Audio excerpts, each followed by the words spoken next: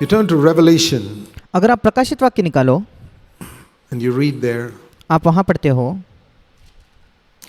about people who are overcomers. ऐसे लोगों के बारे में जो जयवंत होने वाले हैं। Now, many people think there are believers and then there are higher level overcomers. अब कई लोगों की ये सोच है कि विश्वासी होते हैं निचला स्तर, और उसके ऊपर एक और लोगों का स्तर होता है जो है विजय पाने वाले, जयवंत होने वाले। Okay? ठीक है, Let's see if that understanding is correct from Scripture. आइए हम बाइबल के द्वारा देखें क्या हमारी ये समझ सही है। Revelation, let's look at the promises to all the overcomers. आइए सारे जय पाने वाले लोगों के लिए क्या वायदे हैं प्रकाशित वाक्य में। There are 7 promises given to overcomers in Revelation chapter 2 and 3. प्रकाशित वाक्य दूसरे और तीसरे अध्याय में जो जय पाते हैं ऐसे लोगों को 7 वायदे दिए गए हैं। We want to find out who are these overcomers. और हम खोजना चाहते हैं कि ये जय पाने वाले कौन है। It's obviously overcoming sin. ये बिल्कुल साफ है कि ये पाप पर जय पाने की बात हो रही है। It's referring to the world, the flesh and the devil. संसार, हमारा शरीर और शैतान, इनका संदर्भ है यहाँ। Those are the enemies of the Christian, and overcoming means overcoming them. क्योंकि मसीही के यही विरोधी होते हैं, शत्रु होते हैं, और जब बात आती है जय पाने की तो इन बातों पर जय पाने का जिक्र किया गया है। Revelation 2:7. प्रकाशित वाक्य दूसरा अध्याय 7वां वचन। He who has a ear, let him hear what the Holy Spirit is saying to the churches. जिसके कान हो वो सुन ले कि आत्मा कलीसियाओं से क्या कहता है। This is not to the unbelievers. ये अविश्वासियों से नहीं कहा गया, It's spoken to believers. Who are the people who are part of the church? ये विश्वासियों से कहा गया है। अब वो लोग कौन है जो कलीसिया का हिस्सा है? Believers. विश्वासी लोग। Let's read it like this. आइए हम उसको इस प्रकार पढ़ें। If you have a ear, listen to what the Holy Spirit is saying to believers. अगर आपके पास कान है तो आप वो सुन ले कि पवित्र आत्मा विश्वासियों से क्या कह रहा है। Okay?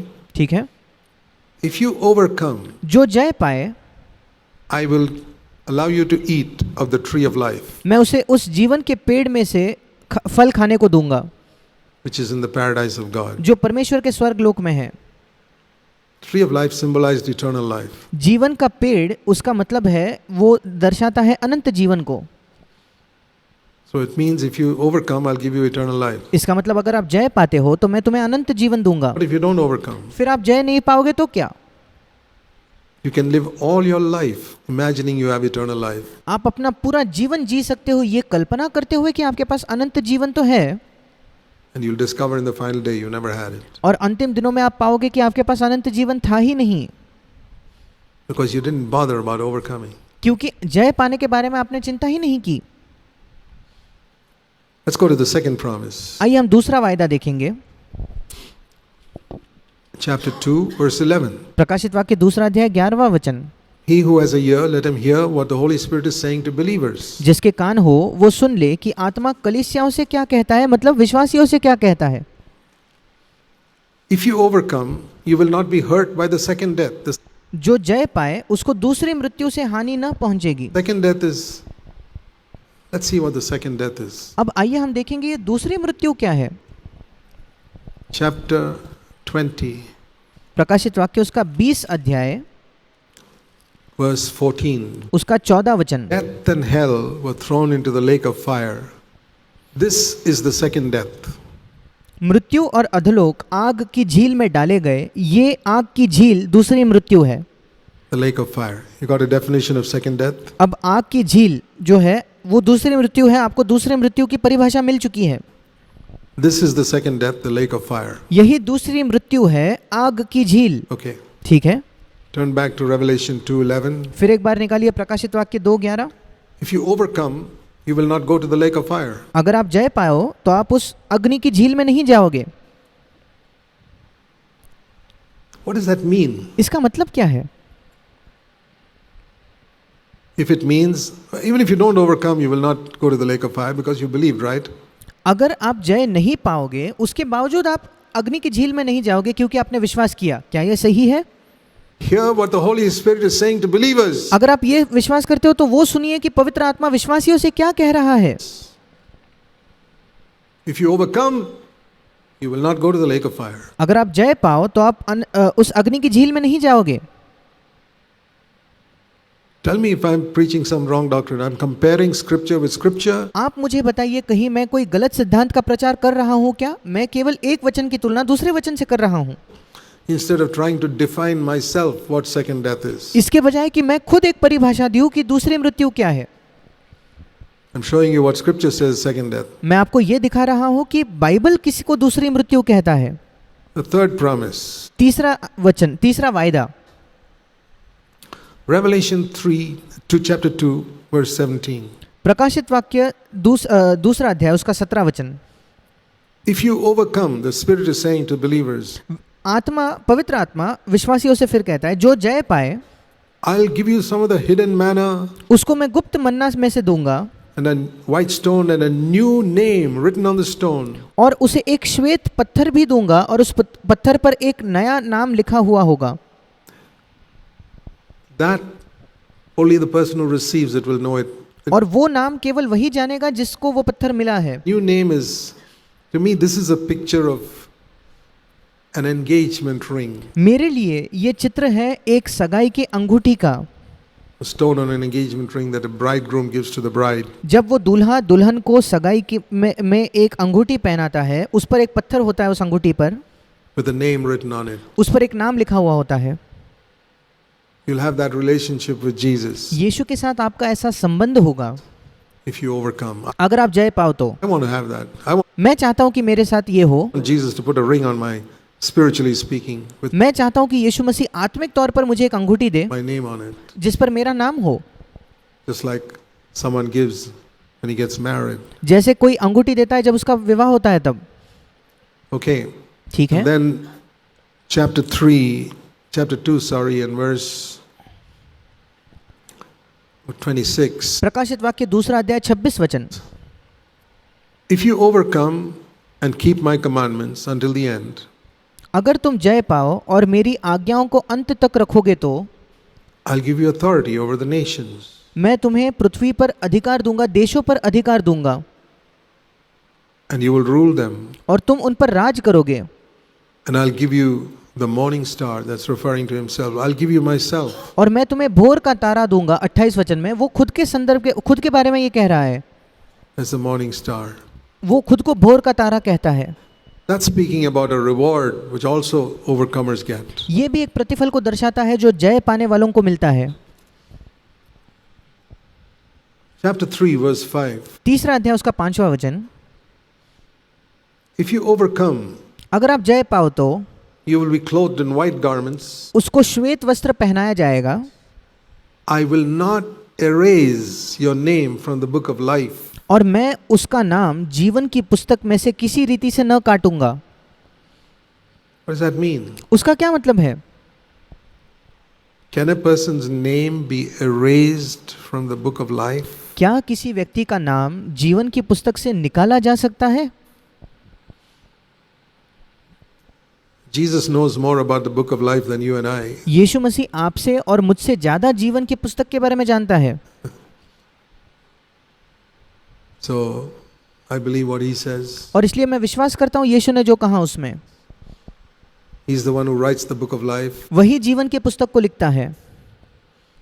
the one who made the law, जिसने नियम बनाया, व्यवस्था बनाई, knows the law better than any lawyer. वो किसी भी जो एडवोकेट होता है, किसी भी वकील से ज्यादा अच्छा व्यवस्था को जानेगा।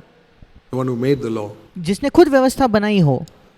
The one who made the book of life will know how people's names come into it. We've heard so और इसलिए जिसने खुद जीवन की पुस्तक लिखी है वही तो जानेगा कि वो पुस्तक में नाम कैसे आते हैं लोगों के। many things in our life from so many preachers. हमने अपने जीवन में कई कई प्रचारों से कई कई अलग अलग बातें सुनी हैं। I want to encourage you to come back to the Bible. मैं आपको प्रोत्साहित करना चाहता हूँ कि आप फिर बाइबल के पास लौट कर आए। Because our eternal destiny depends not on what preachers have told us, क्योंकि हमारी अनंत काल की जो मंजिल है वो इस पर निर्भर नहीं है कि प्रचारकों ने हमें क्या बताया, but what God's word says to us. पर इस पर निर्भर है कि परमेश्वर का वचन हमसे क्या कहता है। If you do not overcome, your name will be rubbed out from the book of life. I अगर आप जय नहीं पाते तो आपका नाम जो है उस जीवन की पुस्तक में से काटा जाएगा या मिटा दिया जाएगा। want my name to remain in the book of life. मैं चाहता हूँ कि मेरा नाम जीवन की पुस्तक में रहे And I want to be an overcomer. और मैं जय पाने वाला बनना चाहता हूँ। Okay, chapter 3, verse 12. ठीक है, 3 अध्याय 12वां वचन। If you overcome, जो जय पाए, अगर तुम जय पाओ तो I'll make you a pillar in the temple of my God, and मैं अपने परमेश्वर के मंदिर में तुम्हें एक खंबा बनाऊंगा you will never go out of my temple. और तुम फिर कभी मेरे मंदिर के बाहर न निकलोगे। What if you don't overcome? फिर अगर आप जय नहीं पाते तो क्या? You will not be in that temple. आप उस मंदिर में नहीं रहोगे। I'll write upon that person the name of my God and my new name. उस व्यक्ति पर मैं अपने परमेश्वर का नाम और मेरा नया नाम उस पर लिखूंगा। If you have a ear, listen to what the Holy Spirit is saying to believers. 13वां वचन कहता है, जिस अगर तुम्हारे पास कान हो तो ये सुन ले कि पवित्र आत्मा कलीसियाओं को मतलब विश्वासियों को क्या कहता है। And then finally, chapter 3, verse 21. और फिर आखिरी वायदा प्रकाशित वाक्य 3 अध्याय 21 वचन, If you overcome, अगर तुम जय पाओ तो you will sit with me on my throne. तुम मेरे साथ मेरे सिंहासन पर बैठोगे। And the last one, और आखिरी वाला, there are actually 8 of them. वास्तविकता में 8 वायदे हैं। Revelation chapter 21, प्रकाशित वाक्य उसका 21 अध्याय and verse 7. और उसका 7वां वचन। Here's the 8th promise. यहाँ 8वां वायदा है। Revelation 21, verse 7. प्रकाशित वाक्य 21 उसका 7वां वचन, If you overcome, अगर तुम जय पाओ तो you will inherit all these things, इन सारी वस्तुओं के तुम वारिस होंगे and I will be your God, and you'll be my son. और मैं तुम्हारा परमेश्वर होऊंगा और तुम मेरे पुत्र होंगे। If you don't overcome, अगर तुम जय नहीं पाते तो you will not be my son. तुम मेरे पुत्र नहीं होंगे, That's what God says. वही परमेश्वर कहता है। I'll tell you something. मैं आपको कुछ बताना चाहता हूँ। I don't care what all the preachers in the world preach. मुझे कोई फर्क नहीं पड़ता इस संसार के सारे प्रचारक क्या प्रचार करते हैं। I believe the word of God. मैं परमेश्वर के वचन में विश्वास करता हूँ। I've staked my entire eternity on what Jesus said in his word. मैंने अपने पूरे अनंत काल के जीवन को, उस अनंत काल को मैंने उस पर दाव लगाया है कि यीशु मसीह ने अपने वचन में क्या कहा। And I want to erase from my mind all the rubbish that other preachers have put into my mind. और मैं अपने मन से उन सारी अन्य बातों को हटा देना चाहता हूँ, मिटा देना चाहता हूँ, उन सारे कूड़े को, कचरे को जो दूसरे प्रचारकों ने मुझे बताया है Through the years. इतने वर्षों में। I want to get it out of my mind. मैं चाहता हूँ कि वो मेरे मन के बाहर निकल जाए। That's the only way I will be able to make sure I live my life in a way ये इकलौता तरीका है जिससे मैं सुनिश्चित कर पाऊंगा कि मैं अपने जीवन को ऐसे जीता हूँ, that I have no regret when Christ comes again. ऐसे जीता हूँ कि जब यीशु मसीह वापस आएगा मुझे मेरे जीवन के बारे में कोई पछतावा, कोई खेद न होगा।